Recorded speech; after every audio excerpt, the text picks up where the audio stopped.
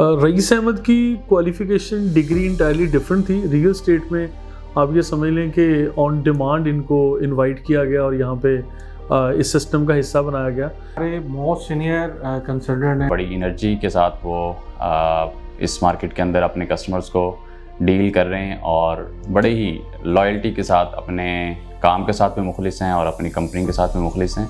तो इसमें मुझे ज़रूरत महसूस हुई कि मेरे साथ मेरे अच्छे भाइयों का होना, अच्छे प्रोफेशनल्स का होना और पढ़े लिखे लोगों का होना निहायत ज़रूरी है।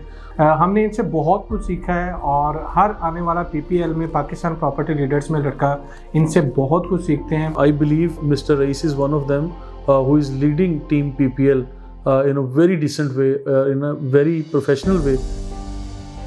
मेरा जो होम टाउन है अगर उसकी बात की जाए तो वो मैनचेस्टर ऑफ पाकिस्तान है, फैसलाबाद। और जो मेरी अर्ली एजुकेशन है और आप कह लें कि early years of professional career के जो हैं वो लाहौर से हैं। एजुकेशनल बैकग्राउंड की अगर मैं बात करूं तो मेरा ताल्लुक़ जो है वो यकीनन रियल एस्टेट से या बिज़नेस से डायरेक्टली नहीं था। और जो मेरी डिग्री है, जो एजुकेशन है, वो मेरा बैचलर्स है माइक्रोबायोलॉजी में, तो माइक्रोबायोलॉजिस्ट हूँ मैं बेसिकली। और उसके बाद मैंने स्विच किया रियल एस्टेट में। नहीं, आप ये नहीं कह सकते कि एक्सीडेंटली जो है वो मैं रियल एस्टेट में आया। ये बाय चॉइस था मेरा ये डिसीजन।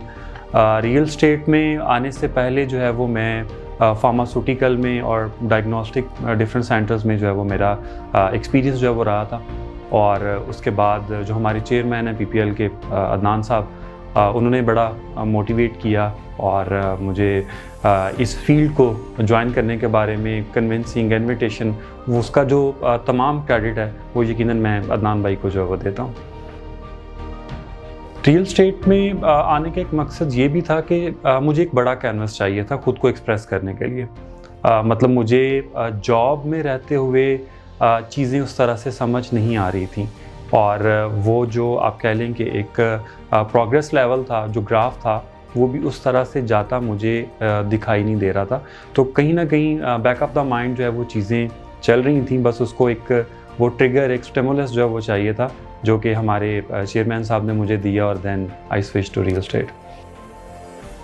देखिए, कोई भी जब प्रोफेशन इंसान चूज़ करता है तो उसके पीछे यकीनन उसका जो माइंडसेट है वो ये होता है कि उसको यहाँ से जो है वो अपना फैमिली को जो है वो चलाना है और वो तमाम चीज़ें जो है वो होती हैं। मगर उसके साथ साथ एथिक्स जो है वो बड़ा मेन एक रोल जो है वो प्ले करते हैं। तो जिस तरह से हम हमेशा सुनते आए हैं, देखते आए हैं, हमें पता है कि जो हलाल रिज़्क जो कमाना है वो भी इबादत है। तो रियल एस्टेट में आने का अगर मैं मोटो की बात करूं, मेरे विजन की बात करूं, तो वो सर्विसेज हैं। सर्विसेज इस तरह से बेसिकली कि किसी का नुकसान नहीं, किसी को गलत मशवरा नहीं। अल्हम्दुलिल्लाह मैं आज भी फिंगर टिप से गिन के बता सकता हूं कि मेरे पास अल्हम्दुलिल्लाह हंड्रेड्स में जो है वो क्लाइंट्स हैं जिनको वन बाय नेम मैं जानता हूं। और मैंने 2017 में जैसे रियल एस्टेट जो है वो ज्वाइन किया था, तो अल्हम्दुलिल्लाह उनमें से 99.9% आज भी जो है वो इन कॉन्टैक्ट हैं। और इसकी मेन रीज़न यही है कि गलत मशवरा नहीं, गलत गाइडलाइन नहीं, जो एक्चुअल फैक्ट्स एंड फिगर्स हैं वही हमेशा जो है वो अपने क्लाइंट के साथ जो है वो शेयर किए हैं। और अल्हम्दुलिल्लाह मेरे ख्याल में यही मेरी जो है वो सबसे बड़ी स्ट्रेंथ है। नए आने वाले लोगों के लिए हमारी इस फील्ड में, रियल एस्टेट में, मैं सिर्फ ये कहना चाहूँगा कि पैसा जो है वो सब कुछ नहीं होता। पैसे से आप, जैसे ये कहा जाता है ना हमेशा कि पैसे से आप खुशियाँ नहीं खरीद सकते, तो इसी तरह दूसरों के पैसे को जो है वो वही अहमियत दें, उसको उसी तरह से फील करें जैसे आप अपने पैसे को लेके। आपके पास अगर कोई क्लाइंट आता है और वो ये कहता है जी कि मेरे पास 40 लाख की फाइल है और उसका कोई डिस्प्यूट है, तो उसको फॉर ग्रांटेड नहीं लें।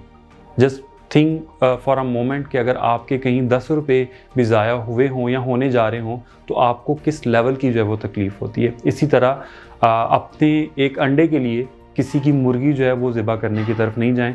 अल्लाह पाक आपको बहुत नवाजेंगे अगर आपकी नीयत जो है वो ठीक होगी।